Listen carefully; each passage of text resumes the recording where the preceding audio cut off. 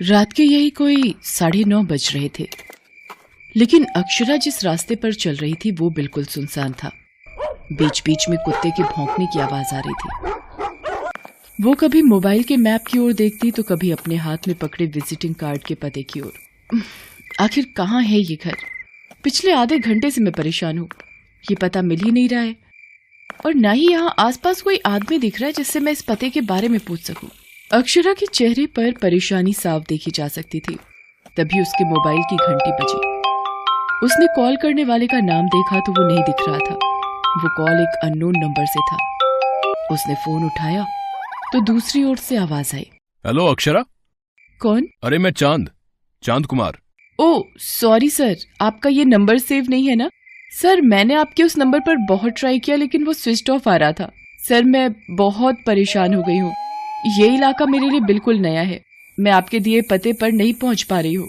ओहो कोई नहीं, तुम अपनी लोकेशन बताओ, मैं तुमको लेने आ रहा हूँ। अक्षरा ने चांद कुमार को अपनी लोकेशन बताई। चांद कुमार उसे लेकर अपने घर पहुंचा। अक्षरा को वो घर बहुत ही अजीब लग रहा था। उसे ये भी लग रहा था चांद कुमार जैसा बड़ा डायरेक्टर ऐसी थर्ड क्लास जगह पर उसे क्यों बुलाया। सर कुछ अजीब नहीं है ये जगह?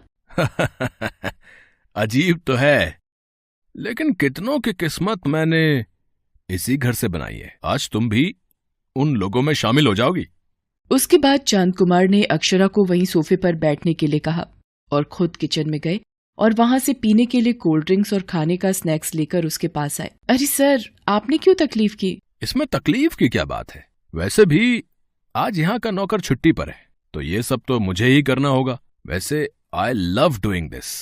मुझे तुम्हारे जैसे खूबसूरत मेहमानों का स्वागत करना बहुत पसंद है। ऐसा बोलते हुए चांद कुमार ने अक्षरा को अजीब नजरों से देखा और उसे पीने को ड्रिंक्स दिए। अक्षरा कोल्ड ड्रिंक पीते और स्नैक्स खाते हुए बोली कि सर आपकी फिल्म कब शुरू होगी? I mean, आपने जिस प्रोजेक्ट के लिए उस दिन कहा था, और मेरा ऑडिशन कब होगा? आज ही होगा ना? तुम सवाल बहुत करती हो और मुझे ज्यादा सवाल करने वाले पसंद नहीं है। Sorry sir. फिक्र मत करो, मेरे असिस्टेंट थोड़ी देर में पहुंचने वाले हैं। लेकिन चांद कुमार से बातें करते हुए अब अक्षरा की आंखें बोझिल हो रही थीं। थोड़ी देर बाद वो बेहोश हो गई। अक्षरा को बेहोश देखकर चांद कुमार खिलखिलाकर हंस पड़ा। आज से तू भी बन गई मेरी हीरोइन, तू भी हो ही जाएगी फेमस। चांद कुमार नाम है हमारा, हमने डूबतों की किस्मत को संवारा।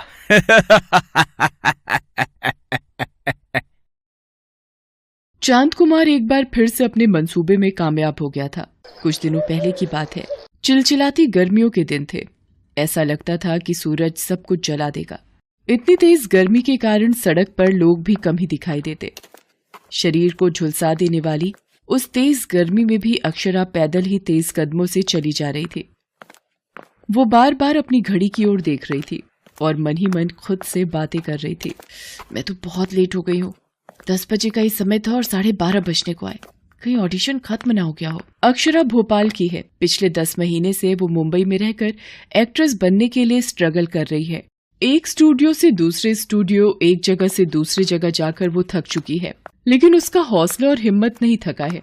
तभी तो कई सारे रिजेक्शन के बावजूद भी उसे उम्मीद है कि उसकी किस्मत का सितारा एक दिन मुंबई शहर में जरूर चमकेगा। यही सब सोचते वो विराटन स्टूडियो पहुंची, जहां पर नई फिल्म के लिए ऑडिशन चल रहे थे। ओह माय गॉड, इतनी भीड़! मुझे तो लग रहा था कि मैं लेट हो गई हूँ, लेकिन भीड़ देखकर लगता है कि शाम के पहले मेरी बारी नहीं आएगी। कोई नहीं, शाम को आए चाहे रात को, ऑडिशन तो देना ही है। अक्षरा दिखने में बहुत सुंदर है, एक्टिंग भी अच्छी करती है। उसके पिता नहीं चाहते थे कि वो फिल्म लाइन में जाए, लेकिन उसने तो जिद ही पकड़ ली।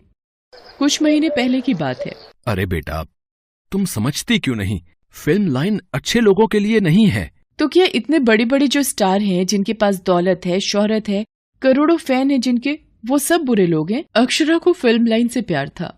उसे हीरोइन बनकर अपने पिता और अपने शहर का नाम रोशन करना था। पिता के लाख समझाने के बाद भी वो अपने पिता को बिना बताए मुंबई के लिए निकल गई। मुंबई में उसकी दोस्त अंजलि रहती थी। वो उसी के साथ रहने लगी। अंजलि एक मल्टीनेशनल कंपनी में मैनेजर थी। पुराने पलों को याद करते हुए अक्षरा अपनी बारी आने का इंतजार करने लगी। शाम को 6 बजे उसके ऑडिशन की बारी आई। डायलॉग तो उसे पहले ही मिल गया था। इतनी देर में वो उसे याद भी कर चुकी थी। अंदर स्टूडियो में डायरेक्टर चांद कुमार अपने 2 असिस्टेंट के साथ ऑडिशन ले रहे थे। वो अंदर गई। अक्षरा, तैयार हो तुम? जी सर। डायलॉग याद है ना?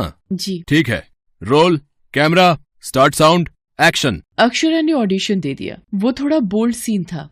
अक्षरा उसे करते हुए थोड़ी घबराई सी थी, लेकिन डायरेक्टर के हाव भाव से वो समझ गई कि वो खुश नहीं है। क्या है ये? क्या है? आखिर तुम यंगस्टर्स को हो क्या गया है? ऐसे परफॉर्म करोगी तो कभी सक्सेसफुल नहीं बन पाओगी। सॉरी सर, एक बार फिर से दूं ऑडिशन? सर के पास इतना टाइम नहीं है, चलो जाओ, दूसरों को भी तो चांस मिलना चाहिए। अक्षरा ये मौका खोना नहीं चाहती थी। उसने फिर से चांद कुमार से रिक्वेस्ट किया। उसके बार बार के रिक्वेस्ट से चांद कुमार पिघल गया। वो उसके पास आया और बोला, देखो अक्षरा, तुम बहुत ही सुंदर हो देखने में, डायलॉग डिलीवरी भी ठीक है, लेकिन इमोशन नहीं आ रहे हैं। और तुम्हें तो पता है ना कि बिना इमोशन के सब जीरो है। एक मौका और दे दीजिए ना, शायद मैं नर्वस हो गई थी इसलिए 100% नहीं दे पाई। देखो, ऐसा है कि सुबह से शाम तक ऑडिशन ले लेकर मैं थक गया हूँ, इसलिए एक काम करो, तुम कल आ जाओ, लेकिन कल यहाँ नहीं आना है। उसके बाद चांद कुमार ने अपनी जेब से कार्ड निकाला और उसे देते हुए कहा, कल इस पते पर तुम आ जाओ। सब ठीक रहा तो मेरे अगले प्रोजेक्ट की हीरोइन तुम ही होगी। अक्षरा को चांद कुमार की असलियत के बारे में पता नहीं था। उसने ना जाने कितनी लड़कियों का जीवन फिल्मों में काम दिलाने के नाम पर बर्बाद किया था। वो फिल्में तो बनाता था, लेकिन वो फिल्में सभ्य समाज के देखने लायक नहीं थी। अगली सुबह जब अक्षरा की नींद खुली तो उसे एहसास हो रहा था कि उसके साथ कुछ बुरा हो चुका है। उसने आसपास चांद कुमार को ढूंढने की कोशिश की, लेकिन वो तो वहाँ था ही नहीं। हाँ, उसके बगल में 50,000 रुपए का एक चेक और एक चिट्ठी रखी थी। अक्षरा उसे पढ़ने लगी। Welcome to our industry Akshara. हमारी इंडस्ट्री को गंदा कहा जाता है, लेकिन सच कहूं तो इससे साफ तो कोई इंडस्ट्री है ही नहीं। बस थोड़ा सा समझौता ही तो करना पड़ता है, और थोड़े से बोल्ड सीन। इस बार वो सीन बेहोशी की हालत में करवाए। आशा है अगली फिल्म में तुम होश में वो सीन करोगी। अक्षरा, एक बात और, ये जो घर है वो सिर्फ एक दिन के लिए मैंने किराए पर लिया था। ये मेरा घर नहीं है, इसलिए तुम जल्दी से वहां से निकल जाना। और हां, तुम्हारे पास मैंने 50,000 का चेक भी छोड़ा है। ये तुम्हारी पहली कमाई का चेक है, और अभी ऐसे न जाने कितने चेक तुम्हारा इंतजार कर रहे हैं। मैं जल्द ही तुम्हें कॉन्ट्रैक्ट करूंगा अपनी नई फिल्म के लिए। तब तक के लिए गुड बाय। और एक सबसे जरूरी बात, ये सब तुम किसी को बताना मत, क्योंकि इससे तुम्हारी इज्जत ही बाजार में नीलाम होगी। अक्षरा ने चांद कुमार के फोन नंबर पर लगातार ट्राई किया, लेकिन वो नंबर बंद था। अक्षरा के पैर कांप रहे थे, उसका हलक सूख रहा था। लेकिन घर पहुंचते ही उसकी दोस्त अंजलि ने उसे एक और शॉकिंग न्यूज दी, जिसे सुनकर वो रोने लगी।